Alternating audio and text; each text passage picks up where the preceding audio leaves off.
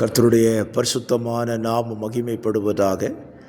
ஆசீர்வாதமான ஒரு நல்ல காலை நேரத்தில் பாளையங்கோட்டை இந்திய தேவ சபையிலிருந்து வழங்குகிற காலை மன்னாவுக்கு உங்களை அன்புடன் வரவேற்றுக் கொள்கிறேன்.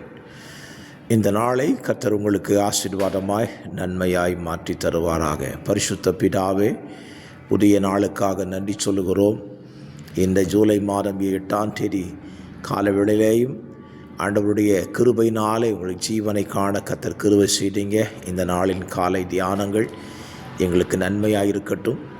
இந்த நாளிலே தங்களுடைய நல்ல நாட்களை சந்திக்கிற பிள்ளைகளை கர்த்தரே ஆசீர்வதித்து காத்துக்கொள்ளுங்க.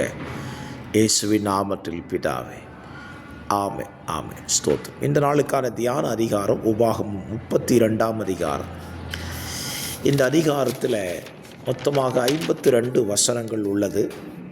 உபாகமம் 32 என்று சொன்னாலே மோசேயினுடைய கடைசி வார்த்தைகளின் அடங்கிய அதிகாரம். இஸ்ரவேல் ஜனங்களோடு அவன் பேசுகிற கடைசியான வார்த்தைகளின் தொகுப்பு தான் 32ஆம் அதிகாரம். அவன் இஸ்ரவேல் ஜனங்களோடு கர்த்தர் சொன்ன வார்த்தைகளை பேசுகிறத நீங்கள் இங்கே வாசிக்க முடியும்.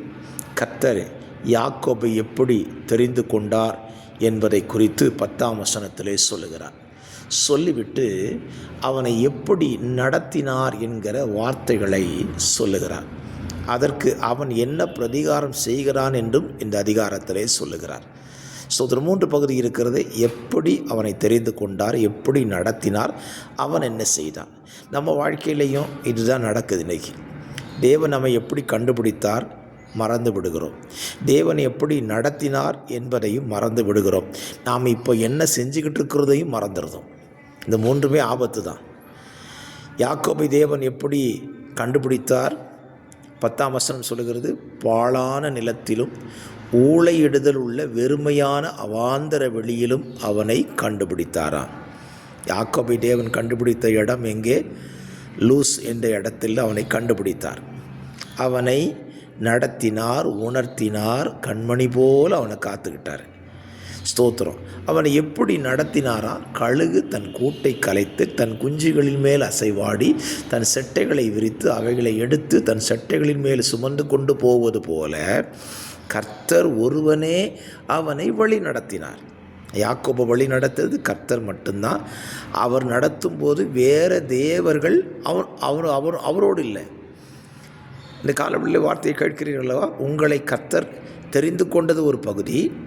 உங்களை நடத்தும் போது வேறொரு தெய்வத்தை தனக்கு துணையாக வச்சுக்கிட்டு நீ எனக்கு சப்போர்ட் பண்ணுன்னு சொல்லி நடத்தலை. அவர் மட்டும்தான் உங்களை நடத்தினார். யாக்கோபு சொல்கிறார் அப்படி. ஆனால் யாக்கோபு என்ன செய்கிறான் பாருங்கள். 15ஆம் வசனம். யெசூரன் கொழுத்து போய் உதைத்தான். கொழுத்து ஸ்தூலித்து நினம் துண்ணின போது தன்னை உண்டாக்கின தேவனை விட்டு தன் ரட்சிப்பின் கண்மலையை அசட்டை பண்ணினான். இன்றைக்கும் விசுவாசிகளுடைய வாழ்க்கையில் நடக்கிற மிகப்பெரிய தப்பு என்ன? தேவன் தன்னை தெரிந்து கொண்டதை மறக்கிறாங்க, நடத்தினதை மறக்கிறாங்க. இப்போ அவங்க இஷ்டத்துக்கு வாழ ஆரம்பிச்சிட்டாங்க. தெய்வத்தை மறந்து அந்நிய தேவனை நாடிக்கொண்டிருக்கிறார்கள். என் வார்த்தையை கேட்கிற நீங்கள் எப்படிப்பட்டவர்களாக இருக்கிறீர்கள்? உங்களை தெரிந்து கொண்ட தேவனை நினைக்கிறீங்களா? மறக்காமல் இருக்கிறீங்களா? அவரை தான் சேவிக்கிறீங்களா? இல்லை அந்நிய தெய்வத்திட்ட போயிட்டீங்களா? இன்றைக்கி பெரிய ஆபத்து விசுவாசிகளுக்குள்ளே இந்த பிரச்சனை இருக்குது. தெய்வத்தை மறந்து, தேவ சமூகத்தை மறந்து, தேவன் நடத்தின விதங்களை மறந்து தங்களுக்கு தோன்றுகிற தெய்வங்களுக்கு பின்னாலே இன்றைக்கி போக ஆரம்பிச்சிட்டாங்க. நீங்கள் உங்களை யோசித்து பாருங்கள். நீங்கள் எப்படி இருக்கிறீங்க? உங்களை தெரிந்து கொண்ட உங்களை நடத்தின தெய்வத்தை தான் இப்போ ஆராதிச்சுக்கிட்டு இருக்கீங்களா?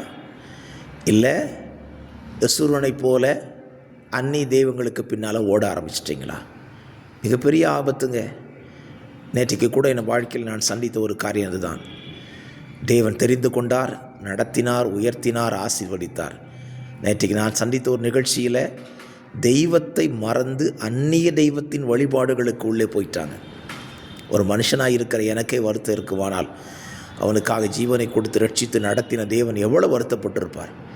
ஆகவே உங்களை நடத்தின தெய்வத்தை மறக்காமல் கடைசி வரைக்கும் அவரையே பின்பற்றுங்க. அதுதான் உங்களுக்கு ஆசீர்வாதமாக இருக்கும்.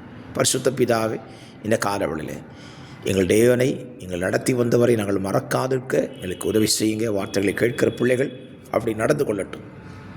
இயேசுவின் நாமத்தில் பிதாவே, ஆமென்.